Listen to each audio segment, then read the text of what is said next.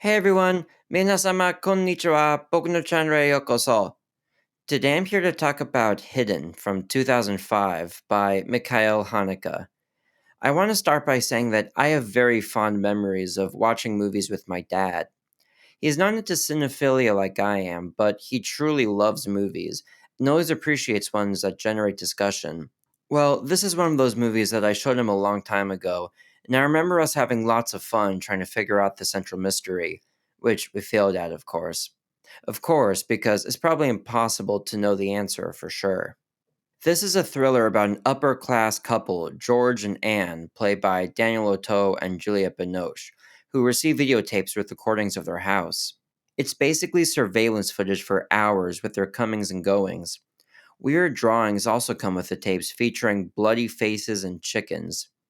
As the movie goes along, other kinds of tapes are sent, reminding George about his past and encouraging him to face it, something he's never done up till then. This may sound like excellent thriller material, and it is, but as I alluded to before, the movie never tells us who sent the tapes, so it's certainly not a typical thriller. It's about so much more and tackles a lot of different themes, and its highly ambiguous nature really keeps you thinking about it long after it's over. In fact, it's so ambiguous at times, it feels like narratively you're kind of just floating in air. Just about the only thing we know for sure is that the tapes are connected to Majid, an Algerian who briefly lived with George and his family when both of them were kids. Majid's parents were most likely killed in the 1961 Seine River massacre, a real event where French police allegedly drowned hundreds of Algerians in the Seine. He lived with the family after that, but George told some lies about him, which led to him being removed from their house. We don't know too much beyond this. It could be Majid, or it could be Majid's son, though they both adamantly deny it. And there's still the lack of a motive as far as I'm concerned, as well as reasons why it might not have been either one of them. Even more ambiguous for me is Piero, George and Anne's son. He stays a pretty cold character throughout, hardly ever giving us a chance to know him, with his room showing much more personality than him. Anyway, there's a stretch where he goes missing. He just doesn't come home one night. After he comes back the next day from a friend's house, he seems shaken, disillusioned with his parents. He even accuses his mom of having an affair, another ambiguity the movie kind of throws out there, by the way. It might seem like a stretch that it could be him, but there's kind of a half reveal late in the movie that really makes you question everything about him. There's also the unusual emphasis on his swimming that's even a little suspicious to me. There are some movies that are what I like to call puzzle movies, where the whole point of them is to figure out the central mystery by using clues. While this movie can resemble one, this would be a very challenging one because there are seemingly very few clues available. For me, the puzzle element isn't what makes this movie so endlessly fascinating as a viewing experience.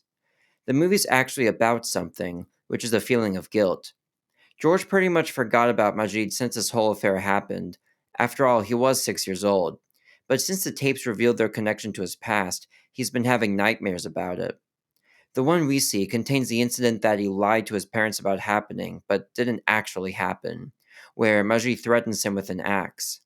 We see George's guilt in other ways, like how he overcompensates by being overly threatening to others, as well as overly secretive to his wife.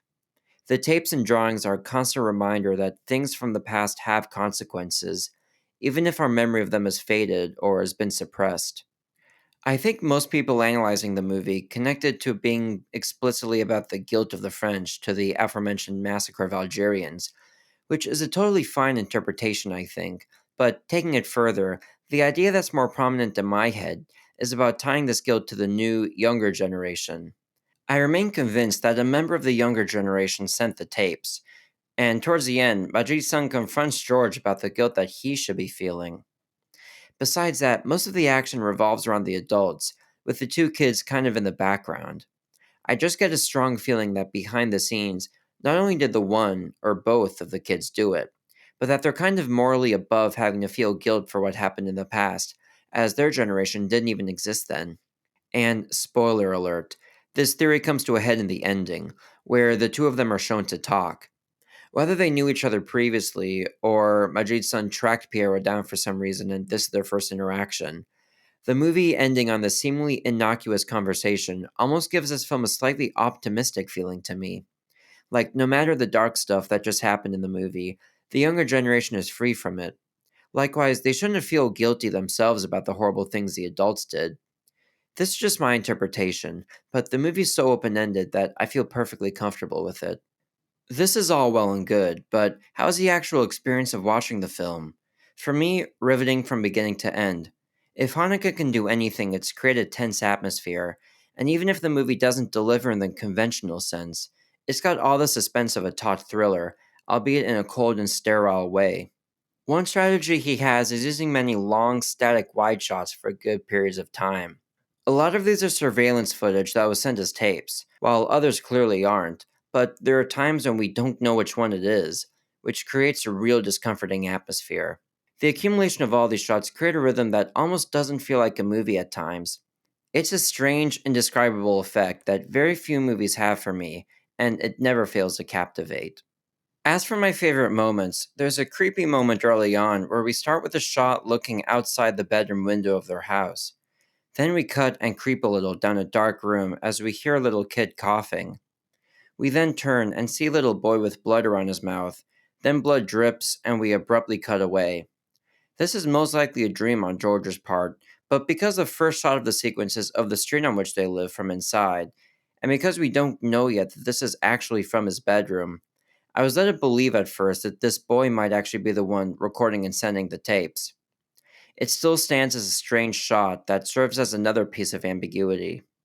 I wanted to resist putting the one moment of violence on here, but it's significant as it really is the only moment of violence in the movie, discounting the dream with the axe. I'm not going to spoil what happens because it's such a showstopper that people watching this for the first time are bound to be shocked. It has the power to really stay with you. And then there's the ending. It's actually a shot with the setup we've seen before. We're outside Piero's school as school is supposedly ending. After a couple minutes of nothing happening at first glance, the credits start to roll. When I first saw this, I had absolutely no idea what to think, and I'm guessing I wasn't alone. But if you look closely, you can find Piero and Majid's son in the frame. It takes a lot of guts, I think, to end a thriller in a way that a large amount of the audience simply won't pick up on. But this is an excellent example of a modern art film ending that makes you want to rush to see it again to try to find what you missed. But in the end, what I love about Hidden is how it's a thriller with so many different ways you can look at it. It feels like a very open movie where you have to use your imagination in your head to decide what you want to focus on or how you want to read it. I enjoyed it as a thriller the first time around, but now, having seen it several times, I get more and more out of it each time. It's one of my 1000 favorite movies. Thanks for watching my video. ご視聴誠にありがとうございます. Have you seen Hidden? Please let me know what you think in the comments. I think of all of my favorite movies as friends, and I think of my audience as friends too.